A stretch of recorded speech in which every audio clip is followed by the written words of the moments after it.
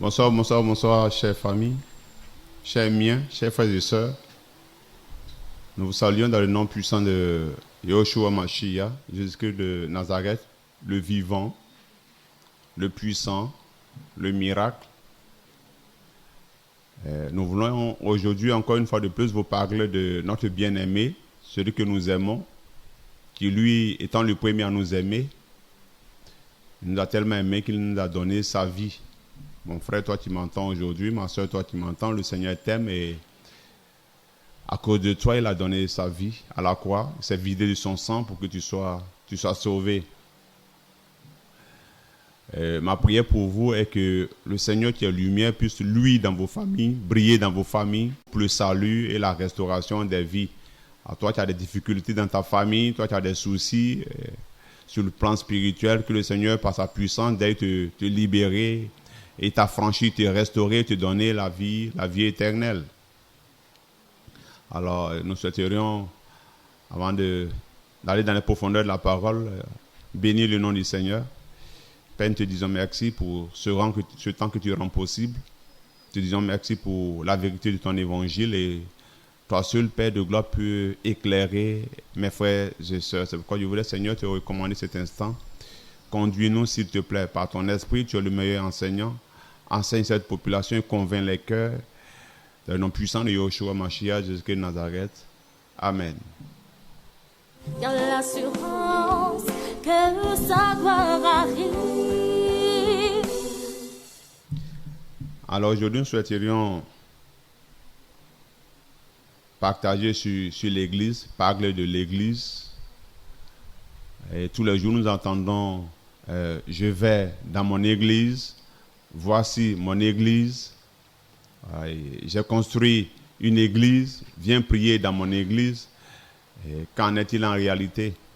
Donc aujourd'hui, par la grâce du Seigneur, nous souhaiterions, à la lumière de la parole, éclairer les uns et les autres sur ce que c'est que l'Église. C'est vraiment important et fondamental que chacun sache ce que c'est que l'Église. Ouais. L'ignorance est un grand défaut qui tue, qui conduit à la mort. Le Seigneur dit que mon peuple est détruit parce qu'il lui manque la connaissance. Nous pouvons le lire dans le livre de Osée. Oshéa, ou bien Osée en français, Osée chapitre 4, après du verset 6, le Seigneur dit ceci: mon peuple est détruit, faute de connaissance. Puisque tu as rejeté la connaissance, je te rejetterai, afin que tu n'exerces plus la prêtrise devant moi. Donc le Seigneur dit que son peuple est détruit, parce que son peuple est ignorant. Son peuple est détruit parce qu'il lui manque en réalité la connaissance. C'est pourquoi dans le livre de Jean, le Seigneur va dire, vous connaîtrez la vérité, cette vérité-là vous rendra libre. Il nous faut connaître la vérité. Donc, par rapport également à l'Église, il nous faut connaître la vérité afin de ne pas être détruit. Détruit par qui? Mais détruit par le diable. Le diable a pour vision de détruire chaque enfant d'Élohim. Vous voyez? Et à cause de l'ignorance qui peut se trouver en toi, le diable peut te détruire. C'est pourquoi toutes les fois où le Seigneur vient parler, après le diable également, il vient parler, vient semer la mauvaise semence pour brouiller, pour nous maintenir dans l'ignorance. Rappelez-vous de l'histoire d'Adam et Ève, lorsque le Seigneur est venu donner ces deux commandements-là. Ces deux commandements à Adam et Ève en leur disant, tu mangeras de tous les arbres du jardin, mais quant à l'arbre de la connaissance de ce qui est bon et mauvais, tu n'en mangeras pas. Donc le Seigneur vient rencontrer son fils Adam et il va lui parler. Mais à peine le Seigneur donne d'eau que dans le livre de la Genèse, Genèse chapitre 3, le diable également va venir parler. Vous voyez? Le Seigneur va dire à Adam de manger de tous les arbres du jardin, sauf l'arbre de la connaissance de ce qui est bon ou mauvais. Mais le diable va venir et voici ce qu'il va dire dans Genèse chapitre 3. Or, le serpent était le plus rusé de tous les vivants des champs que Yahweh Elohim avait fait. Il dit à la femme, sûrement Elohim a dit, vous ne mangerez pas de tous les arbres du jardin. Le Seigneur dit, vous mangerez. Mais le diable vient avec un autre message en disant, donc Elohim a dit, vous ne mangerez pas. Alors qu'en réalité, ce n'est pas ce que le Seigneur a dit. Donc toutes les fois que le Seigneur envoie la vérité, le diable à l'opposé passe par derrière pour venir semer le mensonge. Le livre de Jean nous apprend que le père du mensonge, c'est le diable, parce qu'il est menteur, le père du mensonge. Nous devons vraiment faire attention. C'est pourquoi le Seigneur nous invite à acquérir de la connaissance correcte et précise. Également dans le livre de Matthieu, il y a cette parabole-là, la parabole du blé et de l'ivraie. Le Seigneur vient, il va s'aimer le blé, les enfants du royaume, de la bonne semence. La nuit, le diable va passer par derrière pour venir semer de l'ivraie. Ouais. Une plante corrompue, semblable à du blé, mais ce n'est pas du blé, une plante corrompue. Ouais. Le Seigneur va semer de la bonne semence, mais le diable également va venir et semer de la mauvaise semence. Donc le diable a toujours agi comme ça. C'est ce qu'il a fait également avec l'église. Beaucoup de nos frères et sœurs pensent que l'église, c'est un bâtiment. Ouais. Un bâtiment construit avec des briques, avec des carreaux. Un bâtiment climatisé. Jusqu'à ce jour, il y a encore des personnes qui bâtissent des églises. Vous voyez? Alors qu'en réalité, aucun humain ne peut bâtir une église. Mais pourquoi ces personnes-là s'acharnent tant à bâtir des soi-disant églises? Parce que ces personnes sont ignorantes des desseins du Seigneur, mais parce que ces personnes ont accepté la vérité du diable. C'est pourquoi aujourd'hui le Seigneur nous met à cœur de débattre un peu sur ce thème-là.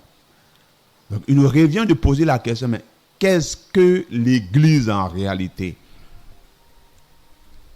Le Seigneur va dans le livre de Matthieu, qui en français a été traduit par Matthieu.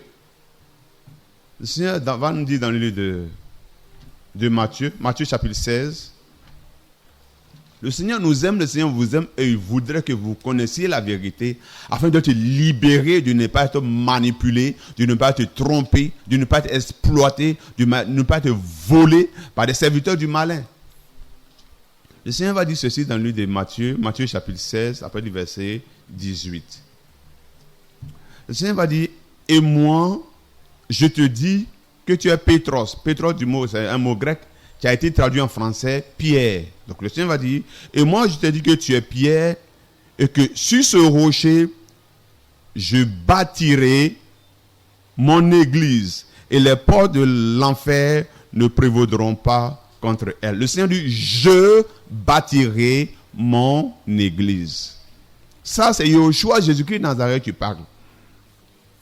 Lorsque le Seigneur a vu que le monde était plongé dans le mal, détruit, mais le Seigneur va venir sur la terre et il va se bâtir une église. Et c'est lui-même le Seigneur qui bâtit l'église et non un humain.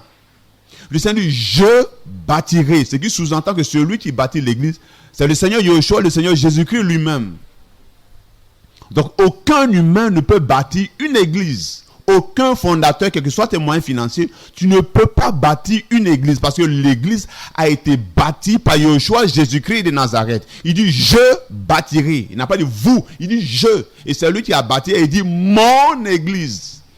Mon église. C'est-à-dire que l'église appartient exclusivement à Yeshua, Jésus-Christ de Nazareth.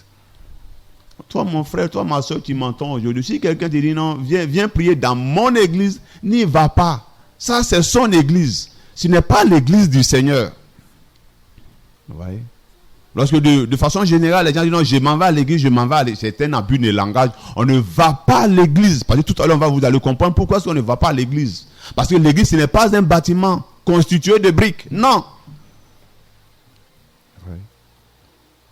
Donc le Seigneur va venir se vider de son sang à la croix de Golgotha pour à la fin engendrer, dans le livre des Actes 2, à la Pentecôte, engendrer l'église, faire naître l'église.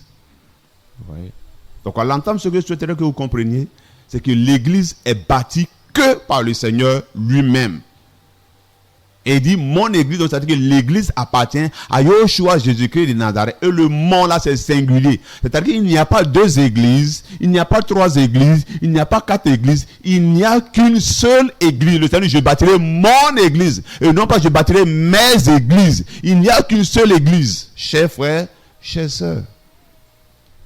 Donc tout ce que vous voyez qui pousse partout là, dans la cité, dans les villes, dans les villages là, ça, c'est Babylone la grande. C'est la semence du diable. Vous voyez? Ces églises paganisées que vous voyez là ne viennent pas du Seigneur. Le Seigneur a bâti une seule église et l'église du Seigneur n'est pas divisée. Mais vous voyez que ce que l'homme a bâti, poussé par le diable là, est divisé. Certains non, moi je suis d'Assemblée de Dieu, moi je suis des catholiques, moi je suis des baptistes. Même dans baptiste là, il y a baptiste œuvre et mission, il y a baptiste tant, il y a baptiste tant. Même dans le pentecôtisme, il y a cette division. L'église en réalité n'est pas divisée parce qu'elle est une, elle ne sera jamais divisée parce qu'elle a été bâtie par Yeshua Jésus-Christ de Nazareth. Vous voyez? Donc cette église païenne, cette église babylonienne, cette mauvaise semence, cette ivraie que le diable est venu semer là, qui aujourd'hui fait croire à tous mes frères et sœurs que vous êtes là, que l'église c'est un bâtiment, tout ça là, Assemblée de Dieu. Mon église s'appelle Assemblée de Dieu. Mon église s'appelle un temps. Non, c'est pas ce que dit la parole, mes frères et mes sœurs. Vous verrez tout à l'heure là, quand nous irons dans les profondeurs de la parole là, que la parole fait tomber toutes ces doctrines charnelles là, toutes ces doctrines humaines et sataniques là. Donc comprenez déjà que l'église est la propriété exclusive du Créateur, Yeshua Mashiach. Également, c'est lui qui a bâti son église. Et aucun humain, s'il vous plaît, aucun humain ne peut bâtir une église. Le Seigneur le dit dans le livre des Actes des Apôtres. Nous pouvons le lire dans le livre des Actes des Apôtres, à partir du chapitre 7. Vous verrez que je ne mens pas ou je ne dis pas des choses erronées, mais c'est biblique, c'est écrit. Donc, vous pouvez suivre en utilisant vos Bibles et avec les versets à l'appui. Le Seigneur va dire ceci dans le livre des Actes des Apôtres, Actes chapitre 7, à partir du verset 47. Le Seigneur dit, à partir du verset, on va commencer par 46. Qui trouva grâce devant Elohim et demanda de trouver une tente pour l'Élohim de Jacob. Ce fut Shlomo, c'est-à-dire Salomon, qui lui bâtit une maison. Mais le Très-Haut, le verset 48 qui nous intéresse, mais le Très-Haut n'habite pas dans des temples faits de main d'homme, comme le dit le prophète. Je reprends ce verset-là. Mais le Très-Haut, c'est-à-dire le Seigneur, l'Élohim vivant, n'habite pas dans des temples faits de main d'homme. Tout ce qui est bâti par la main des humains, comme une maison là, la parole nous dit que le Seigneur ne vit pas là-dedans. Ouais. Il poursuit pour dire, le ciel est mon trône et la terre est le marchepied de mes pieds. Regardez l'interrogation, la question que le Seigneur va poser. Quelle maison me bâtirez-vous, dit le Seigneur, ou quel pourrait être le lieu de mon repos?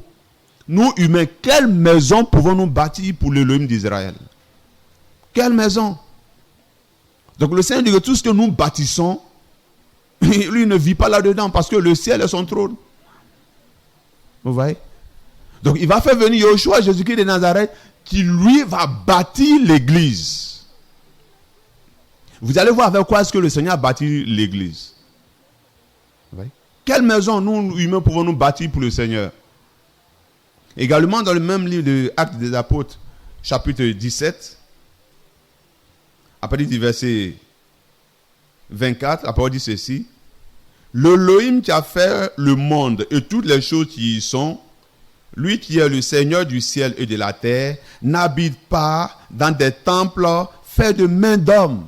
Le Seigneur dit que lui ne vit pas dans des temples faits de mains d'hommes. Chers frères, chères sœurs. Alors, si le Seigneur dit qu'il n'habite pas dans des temples faits de mains d'hommes, et que l'église, ce n'est pas un bâtiment construit par des humains, mais qu'est-ce que l'église, selon la parole, et non selon notre entendement, non selon nous les humains, qu'est-ce que l'église en réalité? Nous allons aller dans le livre de 1 Corinthiens, nous allons maintenant voir ce que c'est que l'église. Le Seigneur va nous définir l'église clairement, chers frères, chères sœurs. 1 Corinthiens chapitre 3. 1 Corinthiens chapitre 3, partir du verset 16. Le Seigneur va dire ceci. Ne savez-vous pas, nous sommes tellement ignorants que le Seigneur nous informe. Ne savez-vous pas que vous êtes le temple d'Élohim et que l'Esprit d'Élohim habite en vous? Si quelqu'un détruit le temple d'Élohim, Élohim le détruira, car le temple d'Élohim est saint. Et c'est ce que vous êtes. Ce passage nous apprend que le temple d'Élohim, c'est nous. C'est toi mon frère, c'est toi ma soeur, qui a reçu le Saint-Esprit. C'est toi qui es l'église du Seigneur. En fait, le mot église vient du mot grec ecclésia. C'est le mot ecclésia en grec qui a été traduit en français par assemblée ou bien par église. Et ecclésia est composé de deux mots, du préfixe ek, qui veut dire hors de, et de clésis ou clésia, qui veut dire appeler. En réalité, l'église est composée des hommes et des femmes. Non pas des bâtiments, des hommes et des femmes que le Seigneur a appelés hors du monde. Que le Seigneur a appelés hors du péché. Que le Seigneur a appelés hors de la tradition. Vous voyez? Que le Seigneur a appelés hors de Babylone. Ces personnes-là qui vont répondre à l'appel du Seigneur et en qui le Seigneur va mettre son Esprit Saint. Voici les hommes et les femmes qui constituent l'église du Seigneur. Donc l'église du Seigneur, ce sont des hommes et des femmes qui ont reçu le Saint-Esprit. Donc mon frère, toi tu m'écoutes, ma soeur, toi tu m'écoutes, tu voudrais vraiment aimer le Seigneur, le suivre, ton corps est censé être habité par le Saint-Esprit. Donc tu dois comprendre que tu dois te sanctifier. Sanctifier ton corps. Fuis l'impudicité. Fuis toute forme de péché sexuel. Fuis l'idolâtrie. Fuis la masturbation. Fuis la pornographie. Fuis l'adultère. En résumé, sortir du péché. Sortir de la méchanceté. Sortir du système mondain. Et aller vers le Seigneur qui, lui, va te remplir de son esprit. Et alors, tu feras partie de l'église. C'est pourquoi le Seigneur va dire à Nicodème, dans Jean 3, il faut que tu naisses d'en haut, ou bien que tu naisses de nouveau. Cette naissance d'en haut, ou cette nouvelle naissance, consiste à sortir du monde du péché et à recevoir le Saint-Esprit. Dès lors, tu fais partie de l'église, de l'ecclésia du Seigneur. Donc l'église, c'est tout sauf un bâtiment. C'est tout sauf un lieu. Vous voyez?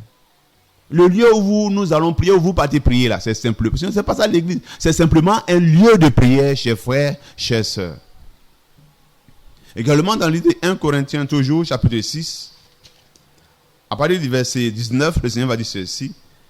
Ne savez-vous pas que votre corps, vous voyez, non, le Seigneur parle de notre corps. Ne savez-vous pas que votre corps est le temple? Mon frère, ma soeur, ton corps là est censé être le temple du Seigneur. Ne savez-vous pas que votre corps est le temple du Saint-Esprit qui est en vous et que vous avez reçu d'Élohim et que vous ne vous appartenez pas à vous-même? C'est notre corps qui constitue le temple ou bien la maison de l'Élohim Tout-Puissant. Le Seigneur veut te conduire. Ouais, il s'est présenté dans le livre de Jean comme étant le bon berger.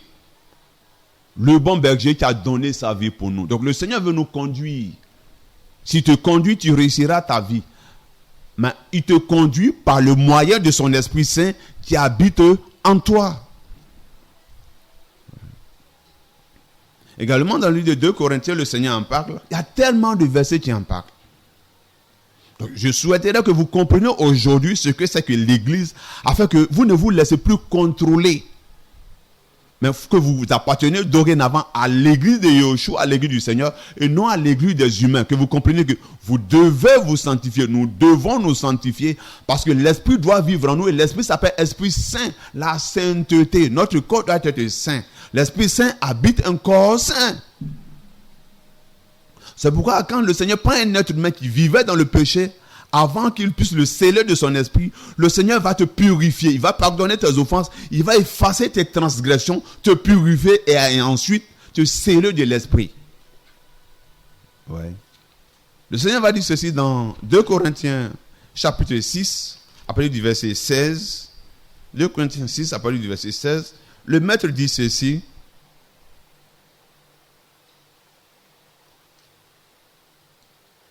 « 2 Corinthiens chapitre 6. Le Seigneur dit ceci. Mais quel accord y a-t-il entre le temple d'Élohim et les idoles? Car vous êtes le temple de l'Élohim vivant, selon ce que Elohim a dit. J'habiterai et je marcherai au milieu d'eux. Je serai leur Elohim, ils seront mon peuple.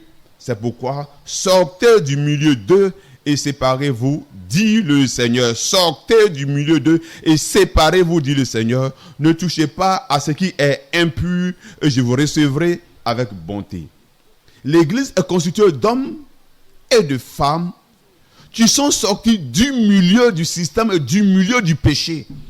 Des personnes qui prennent la résolution de ne plus pratiquer le péché, de ne plus vivre dans le péché. Ne savez-vous pas? Vous ne savez pas. Donc mes frères et sœurs, vous également, vous devez savoir. Il dit, vous ne savez que vous là, vous êtes le temple, vous êtes la maison, vous êtes l'église. Mon frère, toi tu veux vraiment aimer le Seigneur là? Dis, je suis l'église. Dans le livre de Jean 14, le Seigneur dit qu'il va nous préparer une place. Quand il aura fini, il vient et il nous prend. Donc le Seigneur a promis de nous prendre son église. S'il vous plaît, répondez à cette question-là. Est-ce ces différents bâtiments que le Seigneur vient chercher? Est-ce ton bâtiment d'église que le Seigneur vient chercher? Est-ce ces différentes dénominations que le Seigneur vient chercher? Est-ce que ces bâtiments assemblés de Dieu que le Seigneur vient chercher? Est-ce que ces bâtiments et baptêmes que le Seigneur vient chercher? Non. Il vient prendre son église. Il vient prendre des hommes et des femmes qui se sont sanctifiés, qui se sont préparés, qui se sont apprêtés, qui constituent l'église. Le Seigneur vient te chercher afin que tu puisses vivre avec lui. En fait, notre corps est une maison. Ouais. Notre corps est une maison déjà habitée par nous-mêmes, notre propre âme, mais également habitée par nous-mêmes, notre propre esprit. Donc notre corps, qui est une maison, qui est un temple, est également pour les chrétiens habité par l'esprit de l'Élohim vivant. Dans le livre des Hébreux, le Seigneur va dire ceci. Vous voyez, nous sommes bénis. Il y a tellement de passages qui parlent de ça pour briser ce mensonge du diable là qui fait croire que l'église là, ce sont les bâtiments, c'est pour...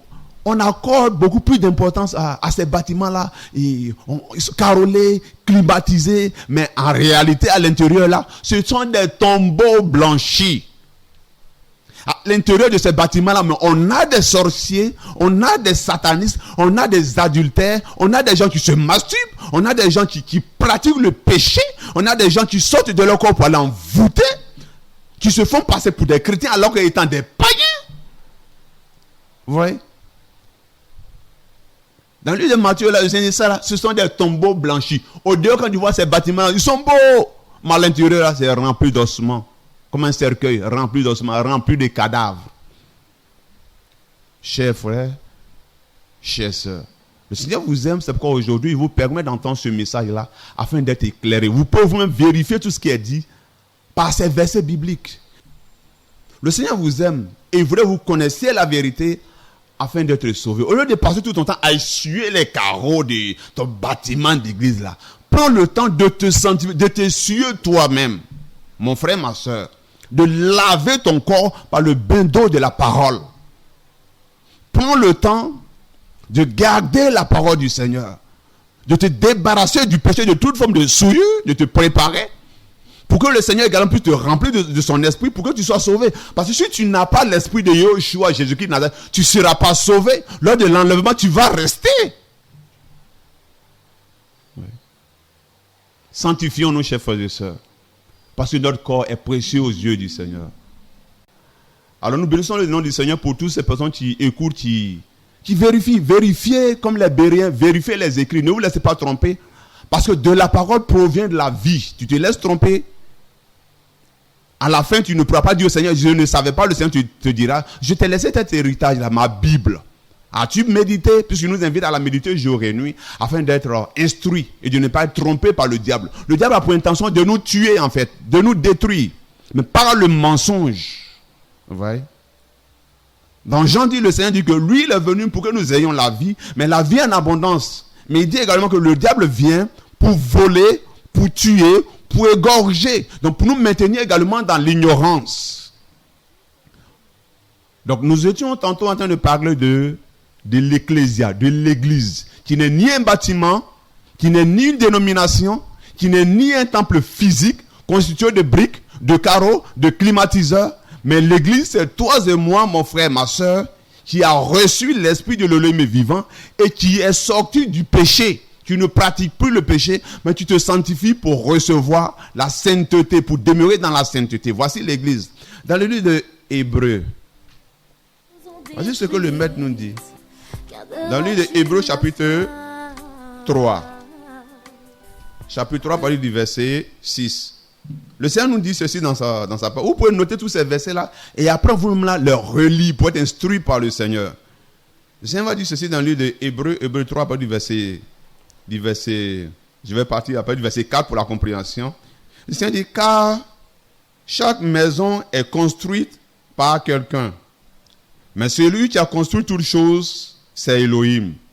Et Moïse a vraiment été fidèle dans toute sa maison comme serviteur d'Elohim, en témoignage des choses qui seront annoncées. Mais écoutez bien le verset 6, s'il vous plaît.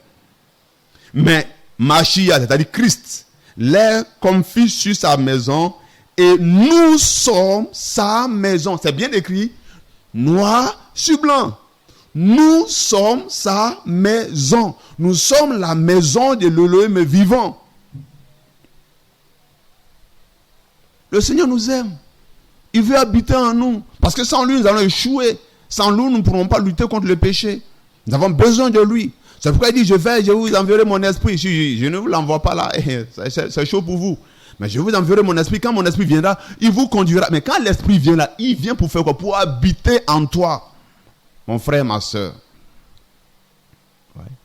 Mais triste est de constater que les gens sont attachés à leur dénomination, à leur bâtiment d'église. Eh non, moi je suis d'ici, et moi je ne suis pas d'ici. Et les gens sont divisés. Vous voyez? Mais c'est triste. C'est triste. Là où il y a la division, Yeshua, Jésus n'y est pas. Vous voyez, quand on prend le livre de Corinthiens, il y avait cette division-là.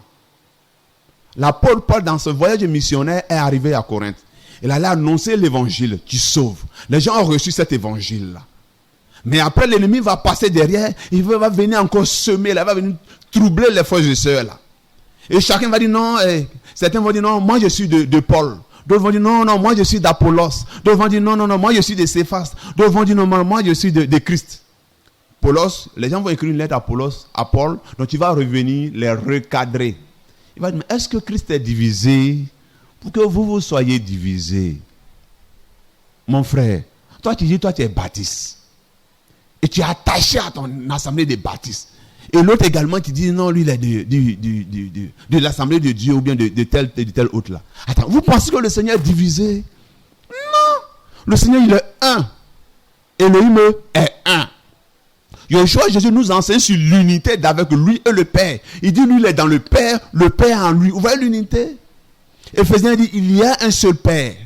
Il y a un seul esprit. Il y a un seul baptême. Avec le Seigneur, c'est l'entente. C'est l'unité pour la solidarité. Et non la division.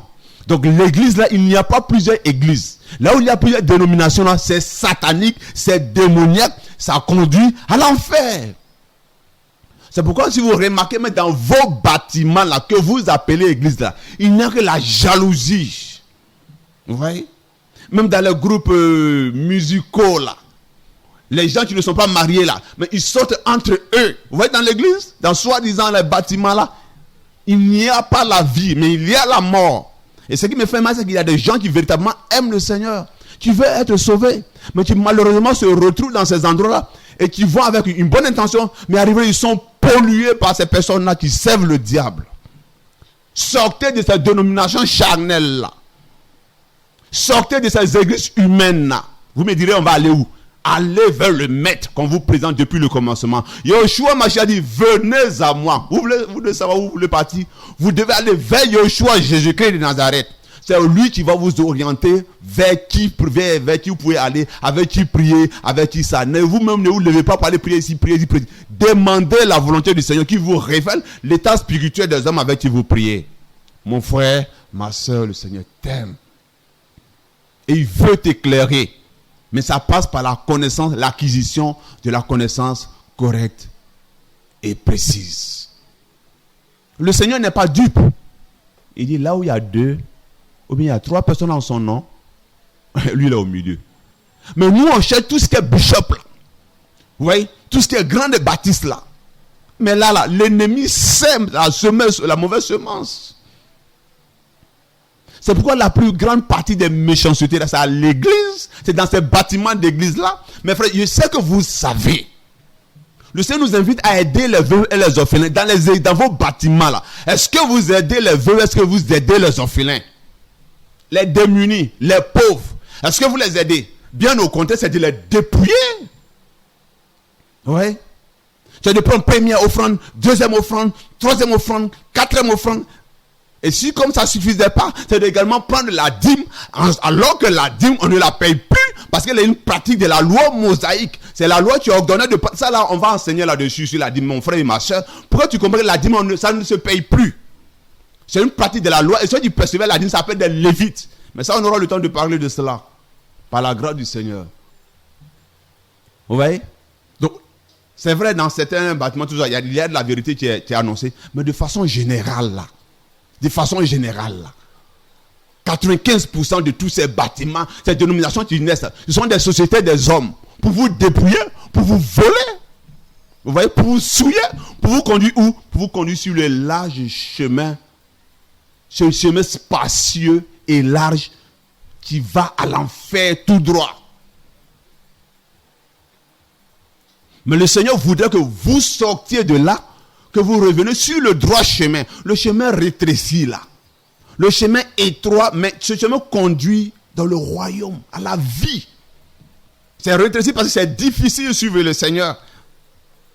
Mais à la fin là, il y a la couronne de vie, il y a le royaume éternel.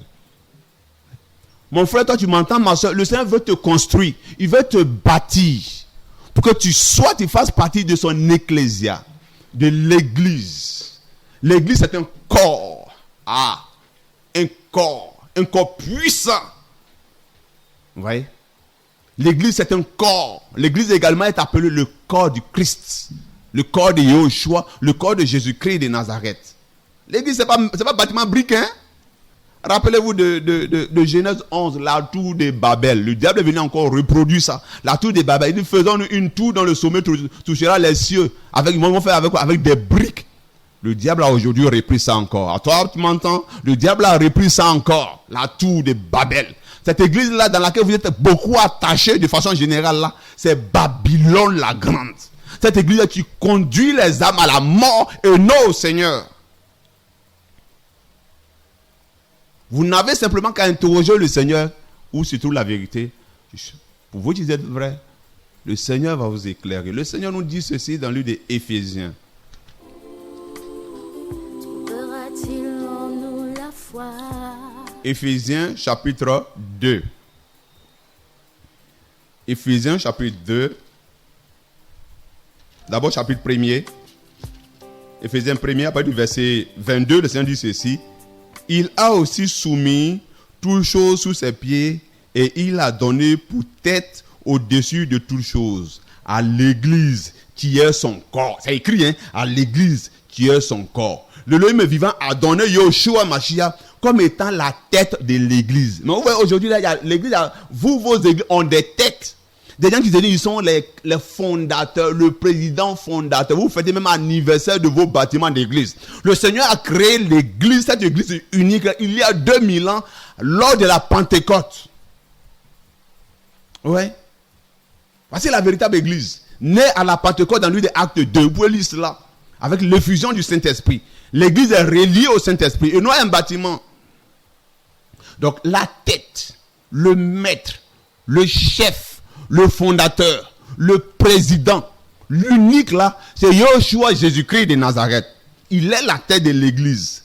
Et poursuit pour nous que cette église là est son corps. L'église c'est le corps de Yeshua Mashiach. Voici ce que le Seigneur va nous dire par rapport au corps même du Seigneur Yeshua. Pourquoi vous comprenez qui vous êtes? Qui vous êtes? Vous comprenez votre identité. Dans 1 Corinthiens 12, le Seigneur nous dit ceci. 1 Corinthiens 12, le Seigneur dit ceci. Après du verset 27, il dit « Or, vous êtes le corps du Mashiach. Or, vous êtes le corps du Christ. Et chacun est membre à part. » Attends. L'église, c'est le corps de Yeshua Mashiach, Jésus-Christ. Et la Bible nous enseigne dans 1 Corinthiens 12, après du verset 27, que nous également, nous sommes le corps de Mashiach de Christ. Donc, si l'église, c'est le corps de Christ, et que nous sommes le corps de Christ, donc ça veut dire que l'église, c'est nous. C'est toi, mon frère, c'est toi, ma soeur. Purifie-toi, sanctifie-toi. Et tu vas appartenir à cette belle église-là. Une église puissante. Tu es composé de Baoulé, tu es composé de Djoula, tu es composé de Dida, de Bété, d'Arabes, de Chinois. Attends, ne limitez pas l'église à vos bâtiments. Des Américains, des Français. Vous comprenez un peu? C'est ça l'église. L'église, elle est universelle. Elle n'est pas limitée comme vous restreignez l'église. Non, ce n'est pas ça l'église. L'église, c'est une grande famille. Et en plus, elle est spirituelle. Elle est composée d'hommes et de femmes spirituels. C'est pourquoi le Seigneur dit que vous m'adorerez en esprit et en vérité. L'église, en réalité, elle n'est pas charnelle, mais elle est spirituelle. Composée d'hommes et de femmes qui adorent le Père en esprit et en vérité. Vous comprenez un peu l'église? L'église. Vous voulez te sauver? Mon frère, tu veux te sauver? Prends conscience que c'est toi l'église.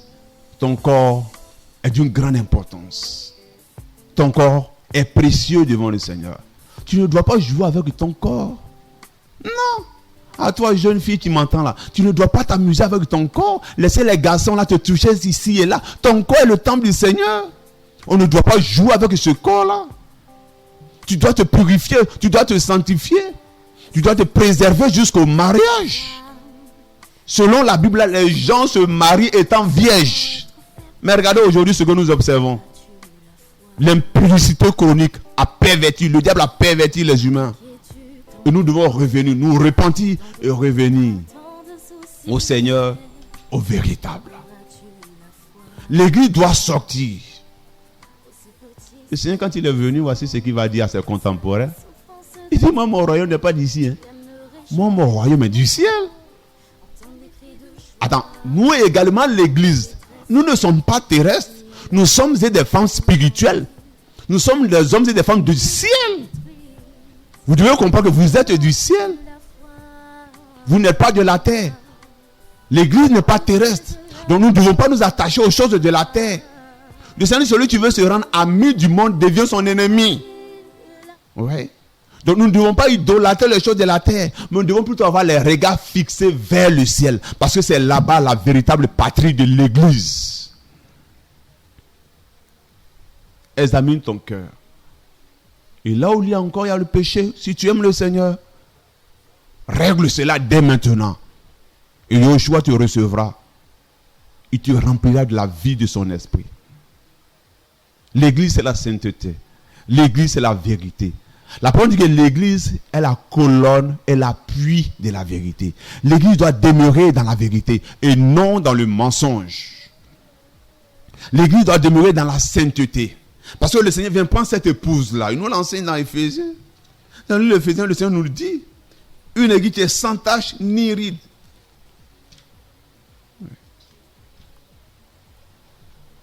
Arrêtez de vous attacher à vos bâtiments, à vos dénominations là. Mais attachez-vous plutôt au Seigneur.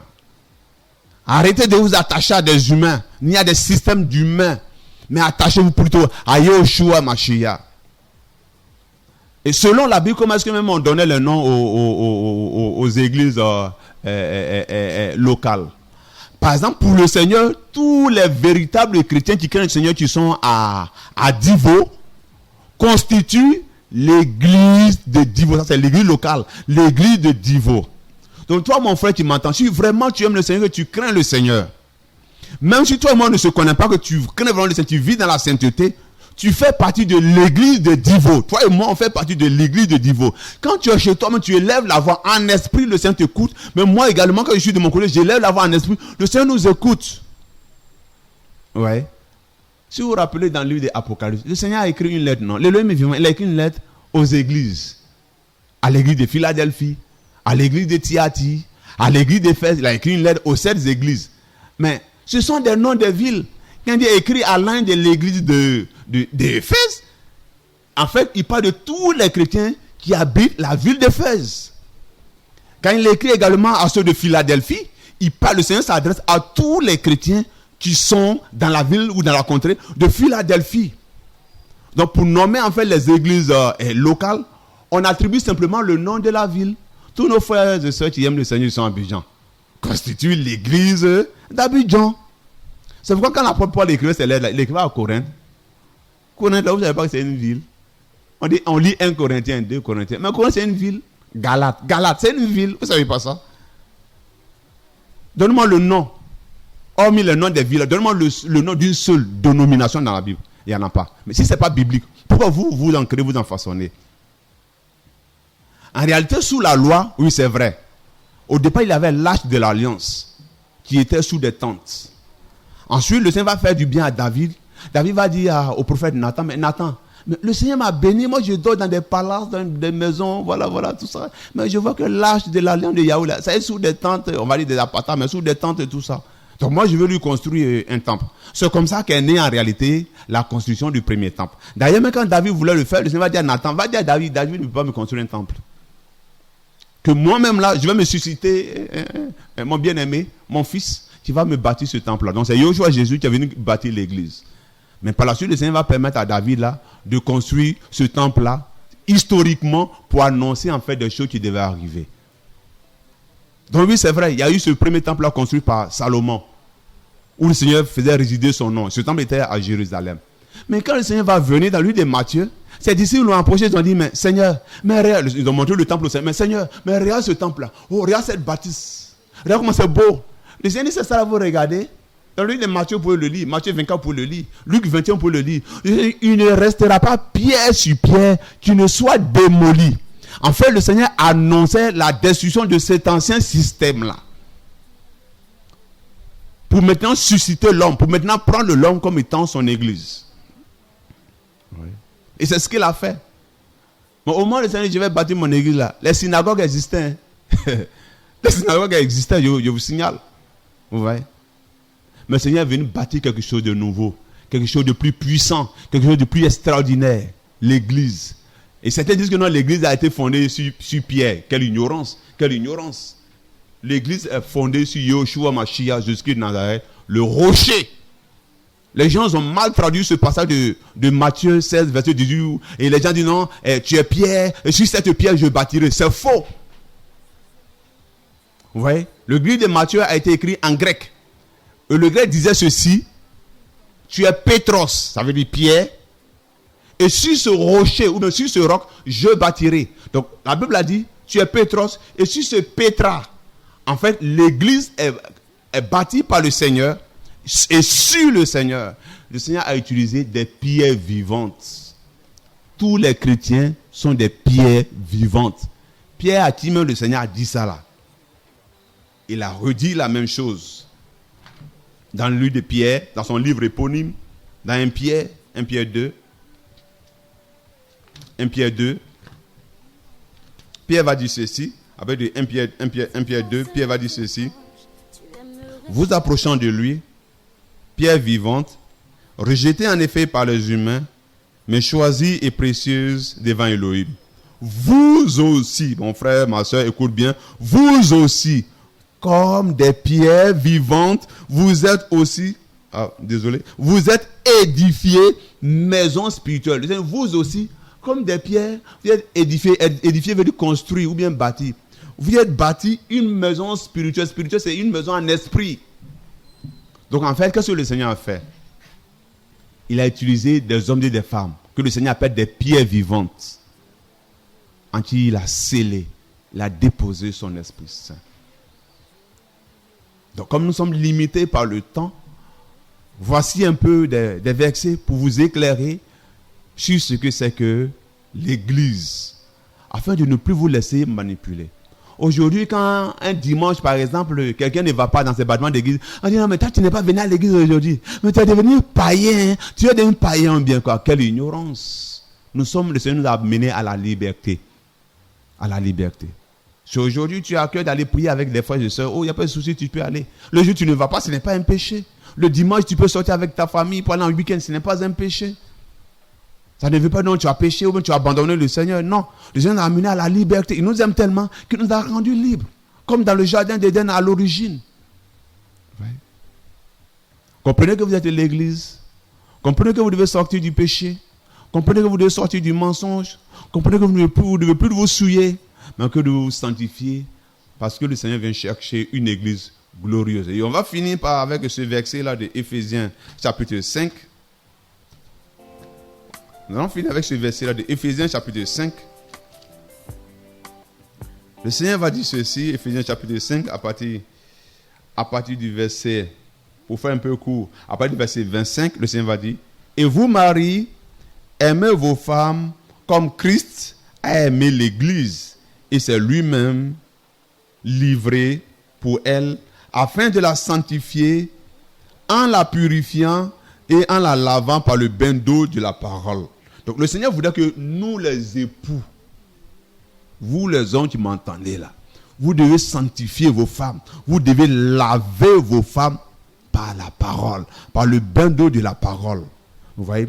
Afin, pour chaque verset 27, afin qu'il se présente l'Église elle-même glorieuse, n'ayant ni tache, ouais, ni ride, ni rien de semblable, mais sainte et sans défaut. Le Seigneur veut une église sainte, une église sans tache, une église sans ride, une église sans péché, une église vierge, des hommes et des femmes sanctifiés pour sa gloire. Que le Seigneur vous encourage, que le Seigneur vous sauve, que le Seigneur vous fasse sortir de toutes ces dénominations qui n'honorent pas son nom, que le Seigneur vous éclaire, que le Seigneur ôte le voile ténébreux satanique qui couvre les entendements, qui vous empêche de comprendre la vérité de l'évangile. Que cela puisse être brisé au nom de Yeshua HaMashiach. Que là où il y a l'ignorance, là, la puissance de la résurrection puisse briser cela et vous permettre de recevoir cette vérité-là qui vous éclairera, qui vous permettra d'être sauvés. Que le Seigneur se souvienne de vos familles et que le Seigneur vous bénisse. Shalom à vous. Fera-t-il en nous la foi? Ha, si Dieu l'a dit.